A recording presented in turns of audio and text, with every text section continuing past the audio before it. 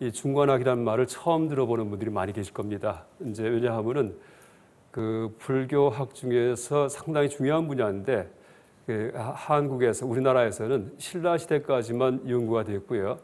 고려 시대, 조선 시대에는 중관학에 대한 저술이 단 한 권도 없습니다. 아예 언급 자체가 없습니다. 한 1000년 동안을 이제 그 연구가 끊어졌던 그런 학문이 중관학인데 그 원효 스님 저술 가운데에는 한 서너 가지가 중관학 관련된 것이고 실제 여러분 그 불교가 뭐 소승불교, 대승불교 나눠진다 얘기할 때 대승불교 사상 가운데 가장 중요한 것이 바로 중관학 사상입니다. 중관학. 그래서 그럼 중관학이 뭐냐고 할 때 이제 그 제가 그걸 하나하나 풀어가면서 일단 말씀드리겠습니다. 그 왼쪽에 이제 스님 탱화가 하나 이제 있습니다. 이 탱화는 티베트의 탕카입니다. 탕카. 그러니까 우리는 그 사찰에 있는 그런 그림을 탱화라고 부르는데 티베트에서는 탕카라고 부릅니다. 탕카. 근데 이 탕카에 이제 모셔진 그런 그 인물이 바로 이 중관학을 창시한 그러니까 용수 스님이십니다. 용수 스님, 용수. 그러니까 인도 원어는 인도 말로는 나가르주나라고 이제 부릅니다. 이제 이분이고요. 이분이 석가모니 부처님의 가르침에 근거해서 창안한 그런 학문이 바로 중관학입니다. 중관학. 그래서 그 중관학 강의하겠다 할 경우에는 아마 이 상생방송 TV를 보시던 분들도 도대체 이게 뭔지 모르기 때문에 채널을 돌리실 것 같아요. 여러분 중관학은 몰라도 색즉시공은 다 아실 겁니다. 아마 이것도 그 불교 경을 보셨기 때문에 아는 게 아니고 영화 제목을 통해서 아실 겁니다. 임창정 씨가 이제 주연했던 영화에 색즉시공이라는 게 있었습니다. 근데 그 영화가 이 색즉시공이라는 말을 퍼뜨리는데 일조하기도 했지만은 거꾸로 이제 그 색즉시공이라는 말의 의미를 곡해하는데 또 일조했습니다. 그 영화에서는 색이 이제 아마 그 성적인 그런 이제 어떤 매력을 의미하는 걸 그렇게 이제 표현해놨는데 실제 불교적 의미에서 색즉시공할 때 색은 성적인 매력과는 아무 관계가 없습니다. 그래서 이제 그 얘기부터 풀어드리면서 이 중관학에 대해서 말씀드리겠습니다. 어쨌든 중관학을 가장 간단하게 설명하라고 할 경우에는 색즉시공에 대해서 논리적으로 해명하는 학문이다라고 그렇게 얘기할 수 있습니다.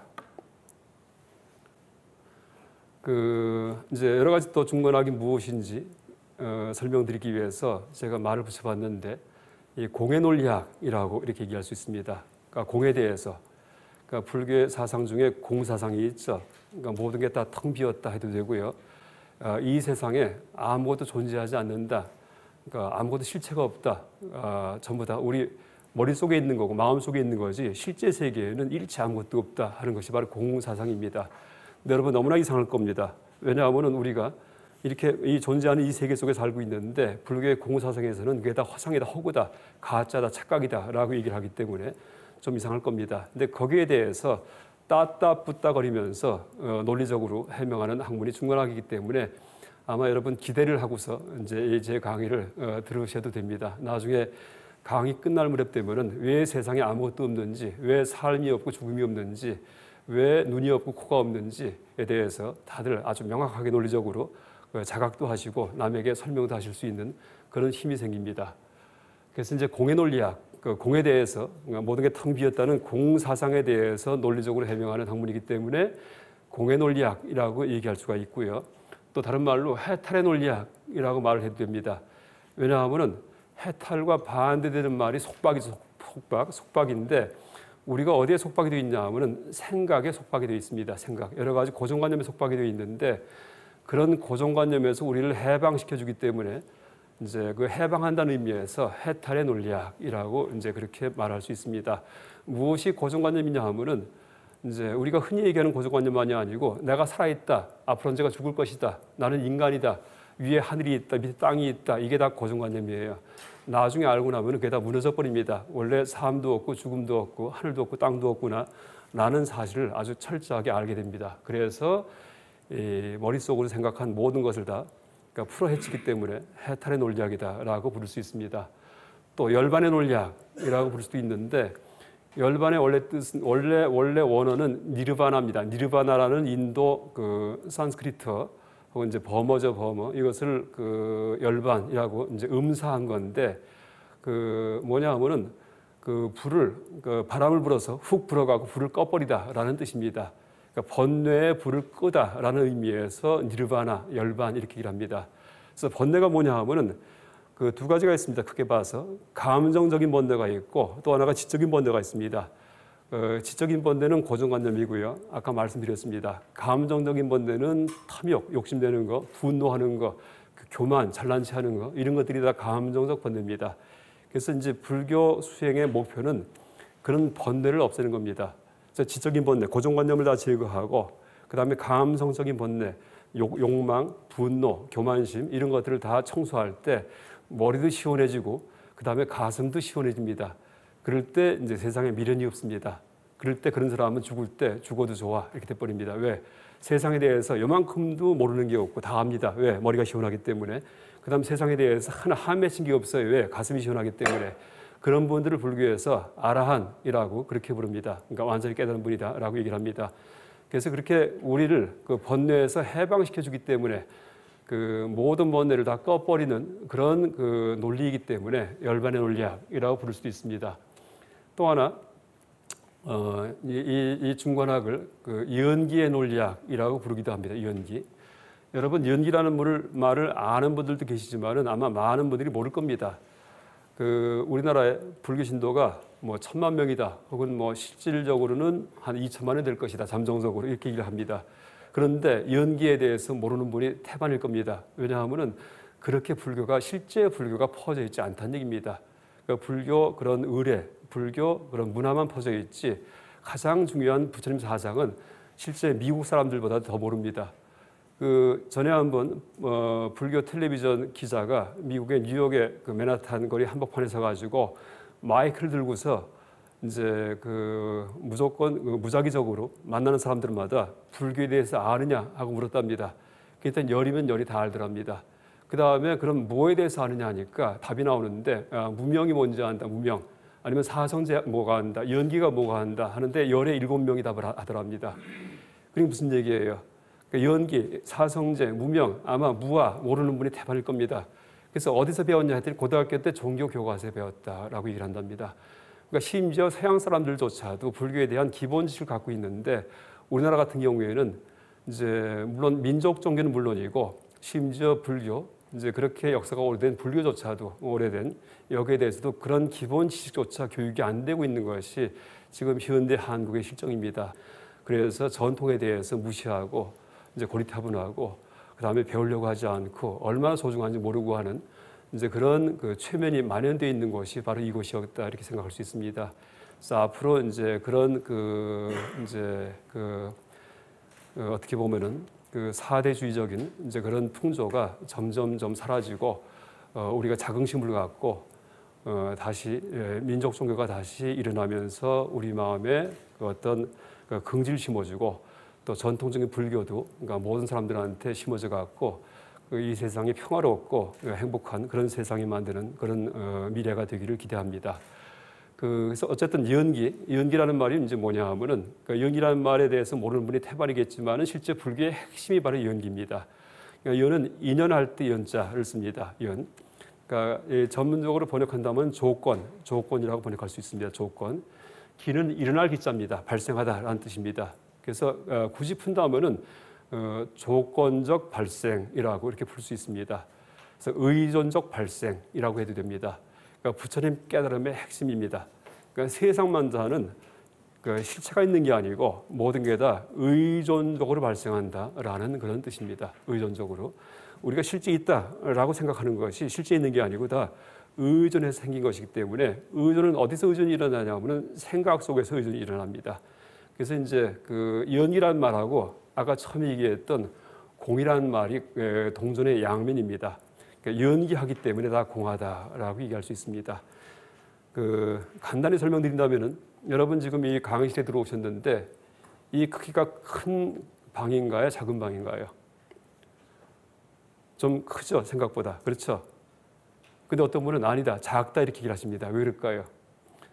그 작은 방을 염두에 들어온 분들은 크다 이렇게 생각하세요. 작은 방을 염두에 뒀기 때문에. 큰 방을 염두에 둔 분들은 작다 이렇게 얘기하십니다. 그럼 이 방의 원래 크기는 큰가요? 작은가요? 원래 크기는 원래 크지도 작지도 않습니다. 원래 크기는 공하다라고 얘기할 수 있습니다. 그러니까 한자로 얘기한다면은 비대 비소 해도 돼요. 그러니까 불경서 많이 보던 얘기입니다. 무대 무소 이것도 아니고 저것도 아니다 말이 나오죠. 이방의 크기는 큰 것도 아니고 작은 것도 아닙니다. 그런데 어떻게 크다 작다는 판단이 만들어질까요? 비교를 통해서 만들어집니다. 그러니까 머릿속에 염두에 뒀던 작은 방에 의존하면은 커지는 거고 머릿속에 염두에 뒀던 그러니까 방에 들어오기 전에 큰 방에 의존하면 작아집니다. 그래서 이제 크다 작다는 거 이런 게 실제 외부 세계에 실제하는 게 아니고 다 우리 생각 속에 있습니다. 뭐 뇌 속에 있다 해도 되고요. 그 불교 전통 용어로는 마음 속에 있다. 일체 유심조 다 오직 마음이 만든다. 이렇게 얘기를 해도 됩니다. 제가 이제 공사상 중에서 딱 하나만 지금 예를 들은 겁니다. 가장 쉬운 게 바로 지금 이 이해입니다. 방을 크다, 작다 하고 판단할 때 그것이 실제 바깥에 있는 줄 아는데 가만히 따져보니까 바깥에 있는 게 아니고 실제 세계에 있는 게 아니고 머릿속에 있었구나 하고 합니다. 근데 그 과정이 뭐예요? 의존해서 발생한 것을 이제 통해서 의존해서 발생했다는 사실을 자각함으로써 방에 실체가 없다 하는 사실을 알게 됩니다. 그래서 연기, 그러니까 방의 크기는 연기한 것이다. 큰 방이라는 조건에 이제 의지하면은 작은 방이 되고, 그 다음에 작은 방이라는 조건에 의지하면 큰 방이 발생한다라고 얘기할 수 있습니다. 그게 연기의 가장 쉬운 이해 중에 하나입니다. 그래서 이제 그런 방의 크기만이 아니고 삶, 죽음, 눈, 귀, 코, 입, 하늘, 땅 모든 게 다 연기합니다. 그러니까 실제 바깥에 있는 게 아니고 다 우리 생각이 만듭니다. 이제 그 얘기는 제가 다시 또 드리겠습니다. 어쨌든 그 용수 스님께서 이제 아까 말씀드렸던 나가르주나 이분께서 이 공을 얘기하시고 해탈을 얘기하시고 열반을 얘기하시는데 그 근거가 용수 스님의 창안이 아니고 석가모니 부처님께서 깨달으신 연기의 법칙입니다. 그래서 연기의 논리학이다라고 얘기할 수 있습니다. 또 이제 다른 편으로 이 중관학을 반논리학이라고 얘기할 수 있습니다. 영어로 카운터 로직 해도 돼요. 보통 로직은 이제 일반 논리학이죠. 일반 논리학. 우리의 생각이 작동하는 법칙에 대해서 연구하는 학문 혹은 생각이 작동하는 법칙 이게 이제 로직입니다. 그런데 이 중관학은 이제 생각이 작동하는 게 아니고 작동해서 만들어진 생각을 다 해체시키는 논리이기 때문에 반논리학이고 카운터 로직이에요. 여러분 영어에서 클럭와이즈 할 경우에는 뭐예요? 시계 방향으로라는 뜻입니다. 카운트 클럭와이즈 할 경우는 시계 반대 방향으로 이런 뜻입니다. 그래서 이 로직이 아니고 카운터 로직입니다.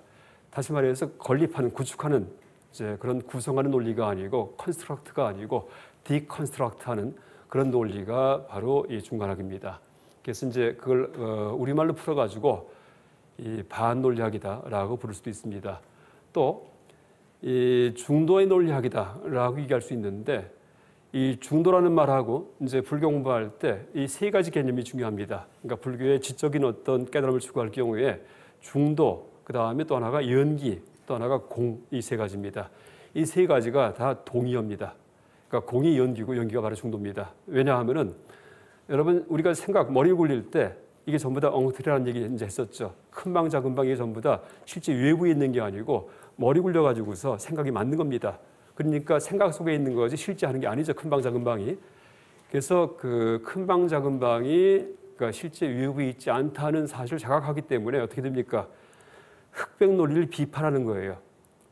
그 흑백이 뭘까요? 크다 작다가 바로 흑백 논리입니다. 살았다 죽었다 다 흑백 논리입니다.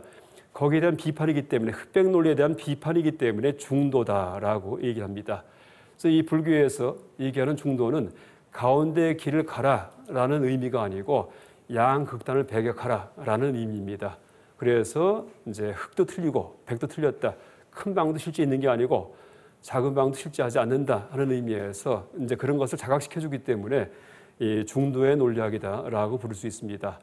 그 다음에 또 하나 뭐 해체 논리학, 뭐 아까 디컨스트럭트 얘기했었죠.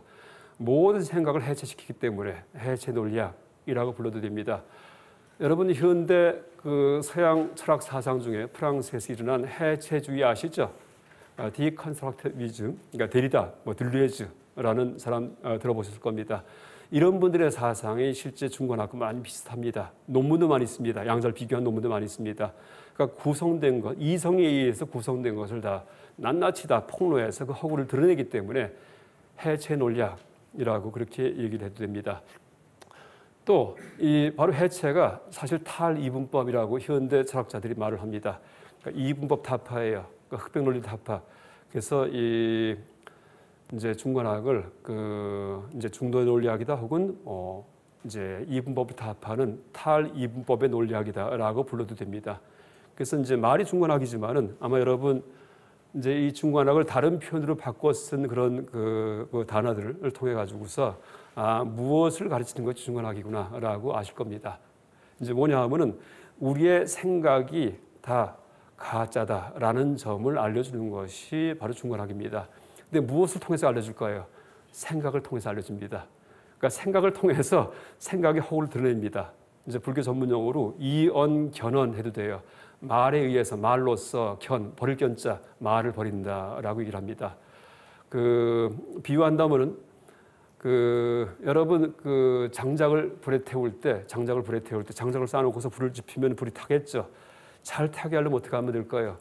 장작 하나를 이제 꺼낸 다음에 그걸로 막 이렇게 들쑤셔주면은요 불이 잘 탑니다. 그다음에 이 장작을 어떻게 할까요? 그걸 또 나중에 태워버립니다. 그래서 장작이 실제는 태워야 될 것이긴 하지만은 실제 장작을 태우는 도구로 쓰이기도 합니다. 그래서 우리의 말이 실제 우리가 이 말의 속박에서 벗어나야 되지만은 말의 속박에서 벗어나게 해준 것이 바로 말입니다. 그래서 이제 말에 의해서 말을 버린다. 이것이 바로 중관학입니다. 이제 그 논리에 대해서도 제가 나중에 강의 마지막에 다시 설명드리겠습니다. 그러면 이제 하나만 더 얘기를 하겠습니다. 그러니까 도대체 그럼 왜 불교학에서 이제 부처님의 깨달음 근거에서 이런 중관학을 이제 창시했을까요? 왜 그럴까요? 그러니까 우리의 생각의 허구를 폭로하는 이제 그런 학문인데 왜 이것을 창시했을까요? 불교의 목적은 딱 한 가지입니다. 뭐냐면 괴로움에서 벗어나는 겁니다. 그러니까 생명의 괴로움에 대해서 벗어나는 것. 근데 괴로움이 여러 가지가 있습니다. 이제 크게 본다면은 감성의 괴로움이 있고 인지의 괴로움이 있습니다. 그러니까 감성의 괴로움 중에는 생존의 괴로움도 있어요. 배고픈 거, 병드는 거 이것도 전부 다 괴로움 중에 하나입니다. 근데 중관학은 목표가 그런 괴로움에서 벗어나게 해준 건데 배고픈 괴로움 그다음에 이제 병든 괴로움에서 벗어나게 해준 건 아닙니다. 사람 중에 이제 일반 사람들은 되게 인지의 괴로움이 없어요. 나는 누굴까? 그다음에 세상에 도대체 뭘까? 내가 왜 태어났나? 선생이 있나 없나? 죽으면 어떻게 될까?라는 거 이제 이런 철학적 종교적 의문이 참 많이 드는데 웬만한 사람들은 잘 그 의문 안 품습니다. 대개는 어떤 의문 품냐 하면은 어떻게 하면 돈 많이 벌까? 어디로 이사 갈까? 집을 뭘로 꾸밀까? 이런 생각합니다. 그래서 대부분은 이제 여러분 제임스 스튜어트 밀이 한 말이 있습니다. 뭐냐 하면은 배부른 돼지보다 배고픈 소크라테스가 낫다라는 말이 있죠. 물론 이제 영어 원어는 satisfied예요. 그러니까 unsatisfied 돼지 피그보다는 그러니까 satisfied 이제 말을 제가 바꿔합니다. 요새 시대가 그렇게 바뀌었기 때문에 요새는 이거 속담이 바뀌었어요.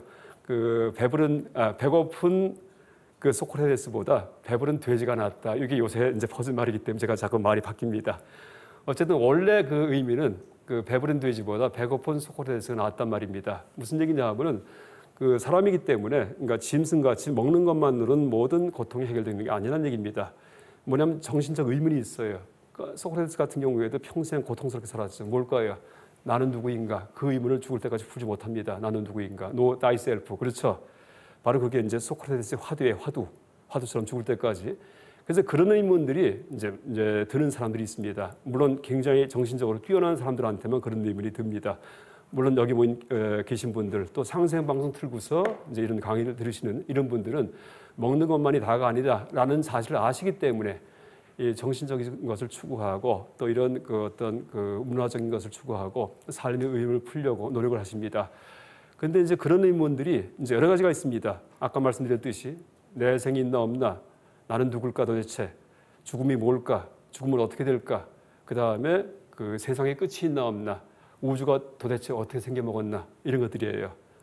근데 거기에 대해서 답을 내려고 추구를 하는데 지금도 물리학자들이 그 답을 내려고 추구하는데 아직도 끝을 못 봤습니다. 소립자의 세계도 어지간히 발견했는데요. 아직도 끝은 모릅니다. 그다음에 우주에 대해서도 거시적으로도 빅뱅이 어떻다는 얘기를 하는데 아직도 그 전 이것도 모릅니다. 아직도요. 연구 과정이에요. 새로운 데이터가 또 나오면 또 다 물리학이 또 바뀝니다.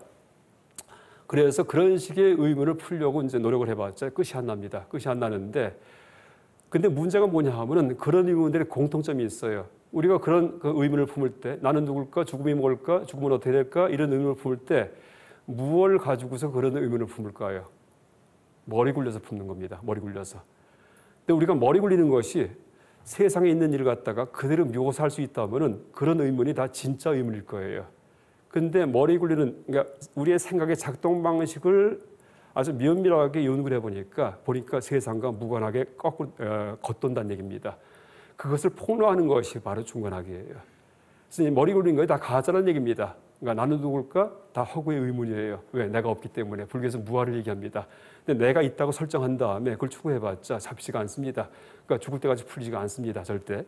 그래서 이제 이 불교에서는 그런 의문들을 화두라고 얘기를 합니다. 화두. 근데 끝에 가서 이제 그 화두를 들고서 스님들이 수행하시는데 화두타파라는 말을 하죠. 뭘까요? 화두 그냥 버려버리는 겁니다.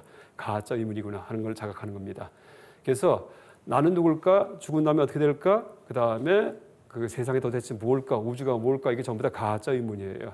그러니까 이분법적으로 작동하는 흑백 논리로 작동하는 우리가 머리 굴려 갖고서 만들어진 허구의 의문입니다. 그래서 우리가 머리 굴리는 방식이 다 허구다라는 사실 자각을 할 때 그런 모든 철학적 종교적 의문이 해소가 됩니다. 해소. 그래서 이제 어떻게 될까요? 이것만이 모든 지적인 번뇌의 그 해결의 그러니까 최종 이제 그런 그 목표점입니다. 그래서 정신적인 번뇌, 어떤 의문, 철학적 종교적 의문에 대해서 그 의문을 가만히 놔두고서 답을 구하려고 해봤자 답이 나오지가 않습니다. 그러니까 무한히 가야지 돼. 무한히 가도 답이 안 나옵니다. 뭐 전 세계 철학자들마다 온 각양각색의 얘기를 합니다. 자기 나름으로 다 또 서로 상호 충돌합니다. 왜 그럴까요? 머리 작동 방식이 그렇게 굴러가게 돼 있기 때문입니다. 물론 서양 철학 내에서도 그걸 처음으로 폭로한 사람이 바로 임마누엘 칸트입니다. 순수 이성 비판이에요. 이성이 리즌이죠. 리즌이 뭘까요? 따지는 힘. 그렇죠? 그러니까 리즌이 이유란 근거란 뜻입니다. 그러니까 사람의 따지는 힘에 대해서 비판하는 겁니다. 머리 굴려봤자 그 이쪽으로 굴러가든지 경험론 저쪽으로 굴러가든지 이렇게 될 뿐이지 답은 안 나온다. 이게 순수 이성 비판입니다. 근데 이 중간학도 유사합니다. 근데 이제 칸트보다 더 철저합니다. 그래서 그런 종교적 철학적 의문에 대해서 이제 답을 구하려고 할 때 가장 최종적인 해결은 답을 내는 것이 아니고 그런 의문 자체가 다 허구의 의문이다 하는 사실을 자각함으로써 이제 그런 의문이 해소가 되는 겁니다. 이게 최고의 답입니다. 그래서 이제 그런 식의 깨달음을 불교에서는 그러니까 안욕따라 삼맥삼보리 무상정등정각이라고 얘기를 합니다. 더 이상 위의 것이 없는 최고의 자각이다. 생명체로서 알 수 있는 최고의 자각이다. 존재로서 알 수 있는 최고의 자각이 우리가 머리 굴리는 것이 다 허구다라는 자각입니다. 그게 바로 공에 대한 자각이다라고 얘기할 수 있습니다. 근데 그것을 뭐 집권하라 하고 명령하는 것이 아니고 논리를 통해서 이제 말을 통해서 말만 이해할 수 있는 사람이라면 누구나 그걸 갖다가 이제 수용할 수 있게끔 그렇게 설명해 주는 학문이 바로 중간학입니다.